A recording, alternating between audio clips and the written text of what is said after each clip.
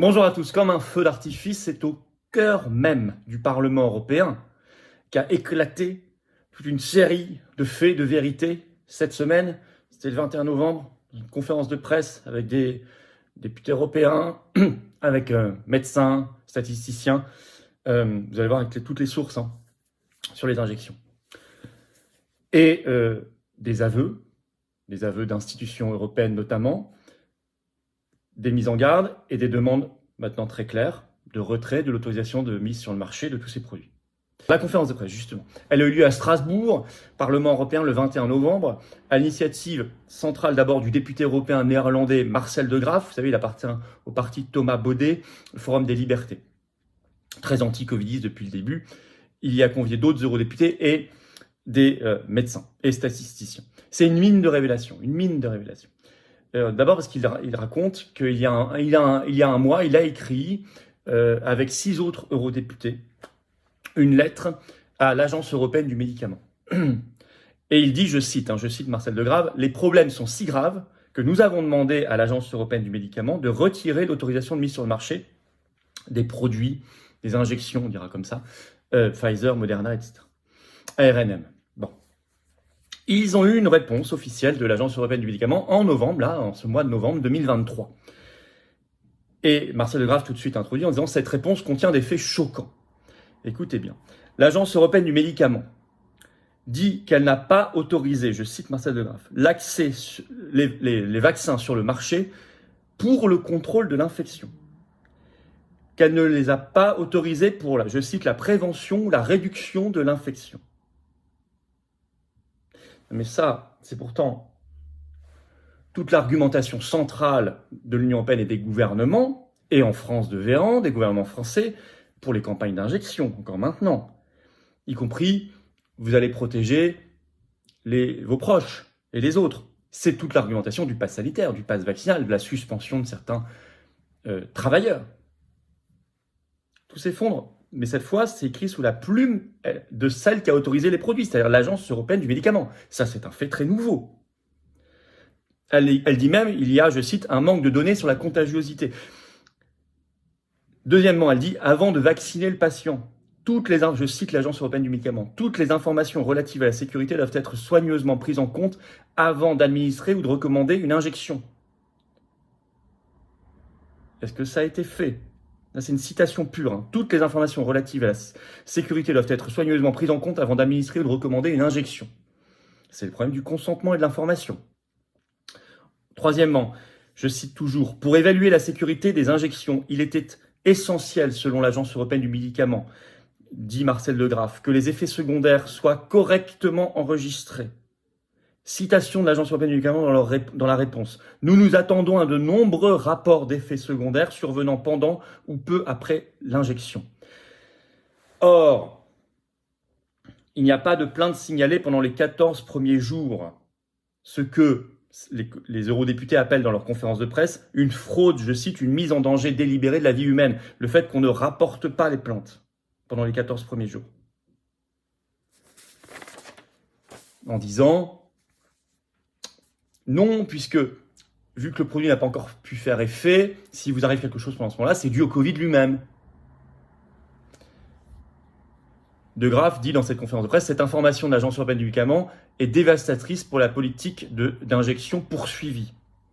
Puis s'exprime un de ses collègues, qui lui est allemand, à l'Alternative für Deutschland, l'AfD, Joachim Kuss. Lui, il parle spécifiquement de la question du consentement, qui est centrale.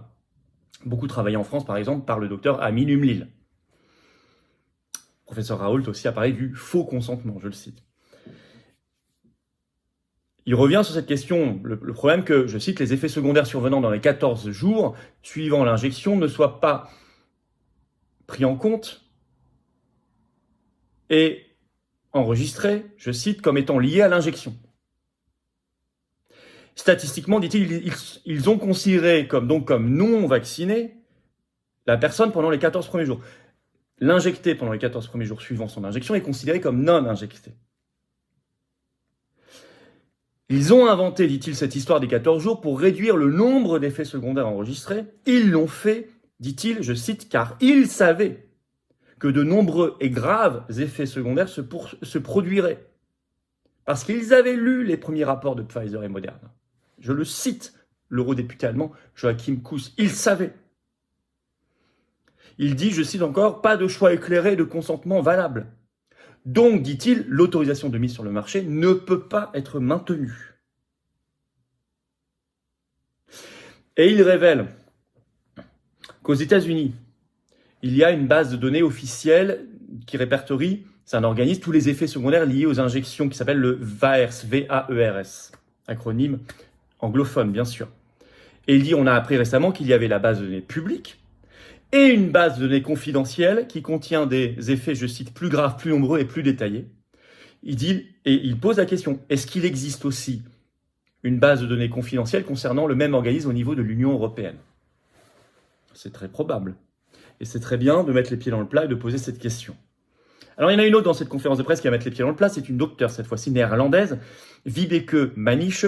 C'est pas n'importe qui, c'est une des 3 scientifiques qui est à l'origine de la fameuse étude, qui a été reprise d'ailleurs dans un récent rapport du Sénat en France, sur la sécurité des lots. Étude faite à partir des données danoises, qui était publiée en avril 2023, et qui dit qu'il y a différents lots de produits Pfizer, et elle dit, je cite dans cette conférence de presse, certains ont reçu de très mauvais lots. Alors cette étude concluait au Danemark, mais elle dit c'est pareil partout, que 4,2% des lots sont à l'origine de 71% des effets secondaires. 4% des lots, 4,2%, produisent 71%, vous voyez, des effets secondaires. Alors ce qu'elle appelle, elle, les lots bleus, les très mauvais lots. Et elle dit dans cette conférence de presse, ça me rappelle ce que la vice-présidente de Pfizer a dit à un moment donné, ils ont dit qu'ils construisaient l'avion en vol. C'est effectivement une expression qu'a eue la vice-présidente de Pfizer, on est en train de construire l'avion en vol. C'est toujours dangereux ça mène généralement au crash. Hein. D'ailleurs, la docteure Vibeke Manische ajoute dans cette conférence de presse que une aile est tombée, ce qui fait donc crasher l'avion. Il faut savoir qu'à ses côtés dans cette conférence de presse, il y a également Max Schmeling, qui lui est le statisticien de cette fameuse étude danoise. Mais c'est elle surtout qui prend la parole. Et elle dit, ce qui est très grave, écoutez bien, en août 2021, Pfizer a informé l'Agence européenne du médicament que certains lots produisaient beaucoup plus d'effets secondaires que d'autres lots. Les fameux donc lots bleus. Ils ont été informés dès août 2021, y compris par le labo lui-même. Et elle pose la question, existe-t-il un lien entre certains cancers et différents lots? Elle ajoute, nous pouvons voir que la surmortalité est toujours présente. J'aurais attendu, dit-elle, que l'Agence européenne du médicament réagisse à ces données, puisqu'elle savait. Et qu'elle retire au moins ces lots bleus, dit-elle. Et ses collègues disent, il faut même retirer l'autorisation de l'AMM, l'autorisation de mise sur le marché. Alors, c'est pas courant qu'on entende tout ça dans les couloirs du Parlement européen, quand même dans l'antre de la bête. Toutes les infos qui sortent là sur l'Agence européenne du médicament sont particulièrement centrales.